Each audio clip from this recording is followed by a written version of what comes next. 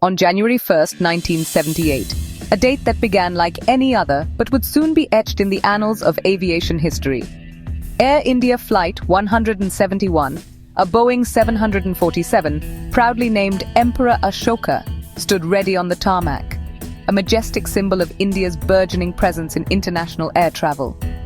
The aircraft was meticulously prepared for a routine journey, a flight scheduled from the bustling city of Bombay to the vibrant metropolis of Dubai. Ground crews worked diligently, ensuring every detail was perfect.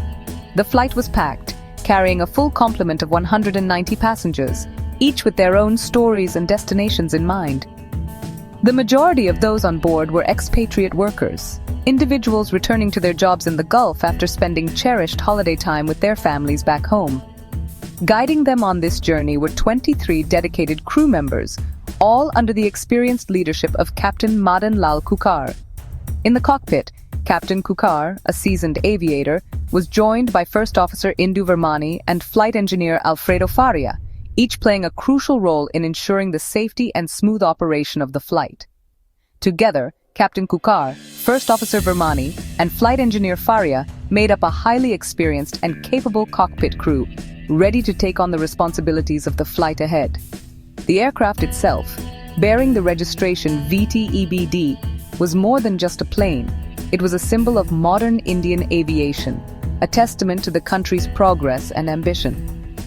The Boeing 747, often referred to as the Queen of the Skies, was renowned throughout the aviation world for its exceptional safety record and inherent reliability. As the final pre-flight checks were meticulously completed and the aircraft doors were securely closed, everything appeared to be perfectly normal, with no indication of the impending disaster. The weather conditions were ideal, with a clear night sky providing excellent visibility. With everything in readiness, the massive jet began its taxi towards the designated runway, preparing for takeoff. Following standard procedure, the crew received final clearance from air traffic control, and with a surge of power, the four massive engines roared to life, filling the night air with their thunderous sound. The mighty 747 began its takeoff roll, accelerating rapidly down the runway, gathering speed for its ascent. Just moments after midnight, Air India Flight 171 gracefully lifted off the runway, climbing steadily into the dark night sky, soaring out over the vast expanse of the Arabian Sea. The glittering city lights of Bombay gradually faded into the distance below, as the aircraft executed a smooth banking turn to the right, precisely setting its course on the heading towards Dubai. For the passengers and crew on board, it seemed like just another routine flight, uneventful, peaceful, and filled with the quiet anticipation of arriving at their destination. However, unbeknownst to everyone on board, a terrible tragedy was looming, a tragedy that would unfold with shocking speed just minutes after takeoff, leaving an indelible mark on aviation history. As Flight 171 climbed into the inky blackness of the night sky, leaving the city lights behind, a hidden danger, imperceptible at first, began to emerge within the confines of the cockpit. It was a silent threat, one that wouldn't announce itself with alarms or flashing lights, but rather with subtle deception. The captain's attitude director indicator, his primary and most trusted reference point for understanding the plane's orientation in space, had silently and insidiously failed, freezing with a false display that would soon lead to critical misjudgments. The instrument was feeding him incorrect information, painting a false picture of reality. In the total darkness over the vast expanse of the sea, where the horizon was completely invisible, blurring the line between sky and water, pilots are trained to rely completely and unquestioningly on their instruments to maintain control and awareness. The captain's ADI, now compromised and fed by a faulty gyroscope deep within its mechanism, falsely showed a right bank, subtly misleading him, while, unbeknownst to him, the autopilot was actually and steadily turning the aircraft to the left. The first officers and the flight engineers' ADIs, positioned on their respective panels, were functioning correctly, accurately showing the true and increasingly steep left bank that the aircraft was now experiencing. But established cockpit hierarchy and ingrained trust in the captain's judgment meant that his perception held sway. The crew was now unknowingly facing a dangerous situation, bombarded with conflicting and contradictory information, with the captain placing his unwavering trust in his own, tragically failed instrument. The flight was barely a minute old, still flying at a low altitude, making it particularly vulnerable to any sudden changes. Any error, no matter how small, at this critical stage of flight, could quickly escalate and become catastrophic. The captain, tragically misled by the false readings on his ADI, mistakenly believed that the aircraft wasn't turning at the rate it should have been, according to the flight plan. This seemingly subtle and invisible failure, hidden within the complex workings of the ADI, had now set the stage for an unfolding disaster. In the enveloping darkness of the night, a single instrument's silent malfunction was about to trigger a deadly and irreversible chain of events, with potentially devastating consequences. Realizing his ADI had toppled, Captain Kukar disconnected the autopilot to manually correct what he thought was a right bank. In reality, his actions increased the left bank, pushing the aircraft into a dangerous attitude. The first officer, seeing the true situation, tried to warn the captain, but his concerns were dismissed. The flight engineer also saw the danger, but cockpit authority left them powerless. The captain, disoriented and fixated on his faulty instrument, continued to make fatal control inputs. The 747 rolled past 40, then 60, then 90 degrees, wings nearly vertical. The nose dropped sharply, and the jet entered a graveyard spiral.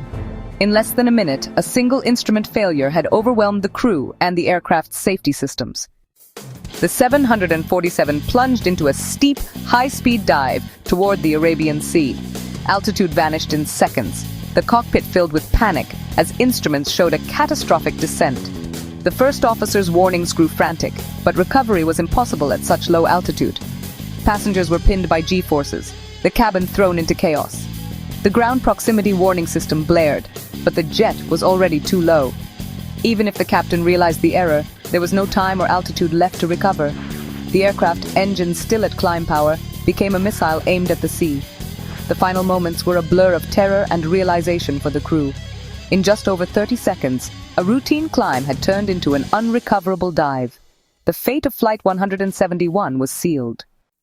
Just 101 seconds after the powerful takeoff, the situation took a tragic turn.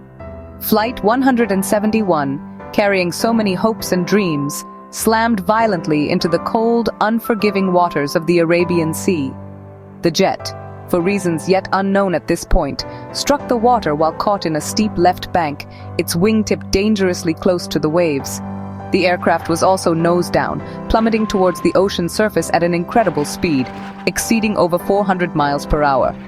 The impact with the water was catastrophic, a sudden and devastating end. The force of the collision was so immense that it disintegrated the aircraft instantly, tearing it apart into countless pieces. The wreckage, now a scattered collection of metal and personal items, spread across the shallow seabed, a grim testament to the tragedy. The debris field stretched out for quite a distance, located just 2 miles from the nearby shore. All 213 souls on board, passengers and crew alike, perished instantly in the devastating crash. Their lives cut short in a sudden and tragic moment. Given the severity of the impact and the conditions at sea, there was unfortunately no chance of survival for anyone on board. The new year, which had just begun, started with a devastating loss, casting a dark shadow over the nation. Air traffic controllers, monitoring the flight's progress, suddenly lost contact with Flight 171. Realizing the gravity of the situation, they quickly declared an emergency, setting in motion a rapid response. Search and rescue teams comprised of dedicated professionals rushed to the scene with urgency and determination. But as the night gave way to dawn, hope began to fade as the rising sun revealed the grim reality. Floating debris from the aircraft and personal belongings of the passengers were all that could be seen on the water's surface. The search for survivors quickly transitioned into a grim recovery operation, a somber task for all involved. Recovery teams worked tirelessly, battling the elements, to retrieve what they could from the wreckage. Their primary focus was on recovering the remains of those who had been lost in the tragedy. They also desperately searched for the crucial flight recorders, the black boxes that held the key to understanding what had happened.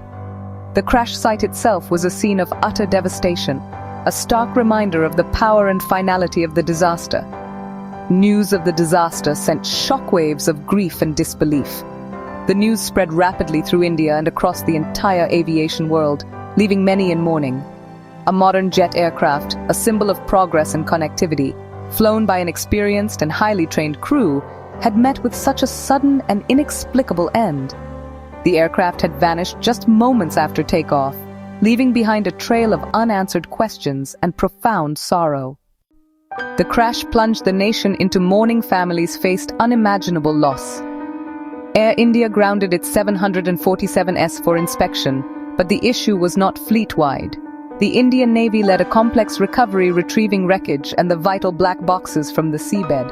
Investigators found no evidence of explosion or fire, ruling out sabotage. The engines showed no signs of failure. They were running at high power on impact. The human cost was immense, and identifying victims was a harrowing process. The Emperor Ashoka crash became India's deadliest aviation disaster. The tragedy raised urgent questions about aviation safety and cockpit procedures. As recovery continued, attention turned to the investigation team. The flight recorders, now recovered, held the answers to the mystery. The world waited for an explanation. India's Directorate General of Civil Aviation, with help from the NTSB and Boeing, led the investigation. The flight data recorder showed a normal takeoff, then a slow, fatal roll to the left after autopilot disconnect. The cockpit voice recorder captured the captain's confusion and the first officer's warnings. Analysis confirmed the captain's ADI had failed, misleading him completely. The captain, spatially disoriented, ignored correct instruments and crew warnings. The report cited his slow reaction in instrument conditions and the first officer's inability to intervene. The crash was a classic case of spatial disorientation triggered by a single instrument failure. The findings would change aviation forever. The tragedy of Flight 171 became a turning point for aviation safety. It exposed the dangers of spatial disorientation and the need for better crew coordination. Airlines worldwide revamped training, emphasizing cross-checking instruments and skepticism of any single reading. Crew Resource Management (CRM) was born, empowering all crew to challenge errors and speak up. CRM is now standard in pilot training, preventing similar disasters. Technology improved.